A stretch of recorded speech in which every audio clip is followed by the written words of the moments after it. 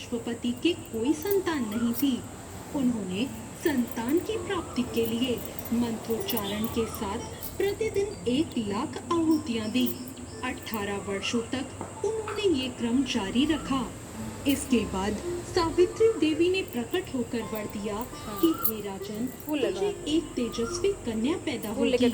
सावित्री देवी की कृपा से जन्म लेने के कारण कन्या का नाम सावित्री रखा गया। जब वो कन्या बड़ी हुई तो वो बेहद रूपवान हुई। योग्य वर न मिलने की वजह से सावित्री के पिता बहुत दुखी थे। उन्होंने कन्या को स्वयं वर तलाशने भेजा। सावित्री तपोवन में भटकने लगी। वहाँ साल्व देश के राजा घुमसेन रहते थे, क्योंकि उनका राज्य किसी ने छीन लिया था। उनके पुत्र सत्यवान को देखकर सावित्री ऋषिराज नारद को जब ये बात पता चली तो वो राजा अश्वपति के पास पहुँचे और उन्होंने कहा, हे राजन, ये आप क्या कर रहे हैं? सत्यवान बहुत गुणवान है, धर्मात्मा है और बलवान भी है, पर उनकी आयु तो बहुत छोटी है। वो अल्प आयु हैं। 1 वर्ष के बाद ही उनकी मृत्यु हो जाएगी। ऋषिराज नारद की बात सुनकर राजा अश्वपति घोर चिंता में डूब गए। सावित्री ने उनसे उनकी चिंता का कारण पूछा तो राजा ने कहा, पुत्री, तुमने जिस राजकुमार को अपने वर के रूप में चुना है वो अल्प आयु है। तुम किसी और को अपना जीवन साथी बना लो। इस पर सावित्री ने कहा, पिताजी, आर्य कन्याएं अपने पति का एक ही बार वरण करती हैं। राजा एक बार ही आज्ञा देता है और पंडित एक बार ही प्रतिज्ञा करते हैं और कन्यादान भी एक बार ही किया जाता है।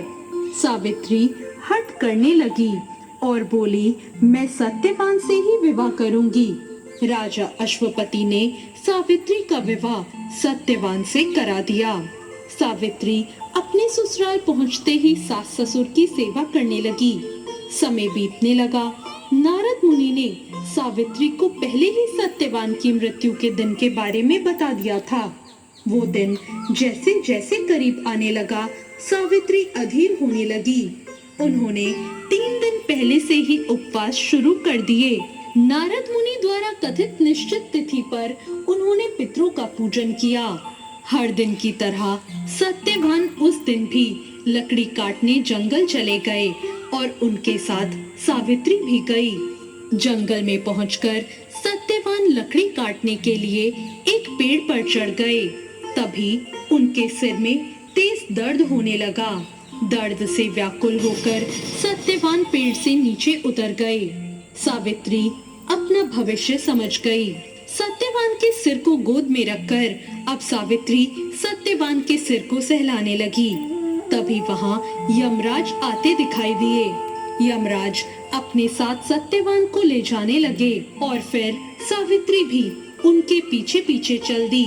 यमराज ने सावित्री को समझाने की बहुत कोशिश की कि ये विधि का विधान है, इसे बदला नहीं जा सकता और तुम्हें साथ नहीं चलना चाहिए, लेकिन सावित्री नहीं मानी।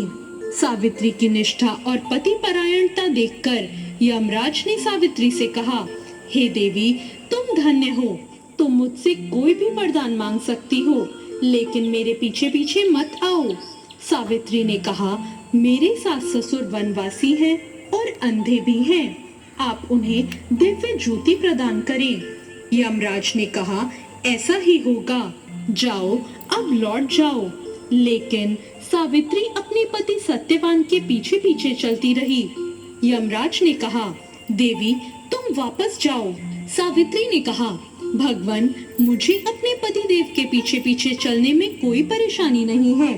पति के पीछे चलना तो मेरा कर्तव्य है। ये सुनकर फिर से उन्होंने उसे एक और वर मांगने के लिए कहा। सावित्री बोली, हमारे सास ससुर का राज्य छिन गया है, उसे पुनः वापस दिला दें।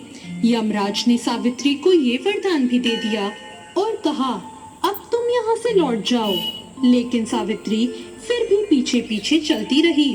यमराज ने कहा, सावित्री, एक और वरदान मांगो। इस पर सावित्री ने कहा कि मुझे 100 संतानों और सौभाग्य का वरदान दो। यमराज ने इसका वरदान भी सावित्री को दे दिया और कहा, सावित्री अब यहाँ से जाओ। सावित्री ने यमराज से कहा, प्रभु मैं तो एक पतिव्रता पत्नी हूँ और मुझे पुत्रवती होने का आपने आशीर्वाद दिया है। ये सुनकर यमराज को सत्यवान के प्राण छोड़ने पड़े। यमराज जान गए कि पुत्र प्राप्ति का ये वरदान मांगकर सावित्री ने उन्हें फंसा लिया है। यमराज अंतर्ध्यान हो गए और सावित्री उसी वट वृक्ष के पास आ गई जहां उसके पति का मृत शरीर पड़ा था। सत्यवान अब जीवंत हो गए और दोनों खुशी खुशी अपने राज्य की ओर चल पड़े।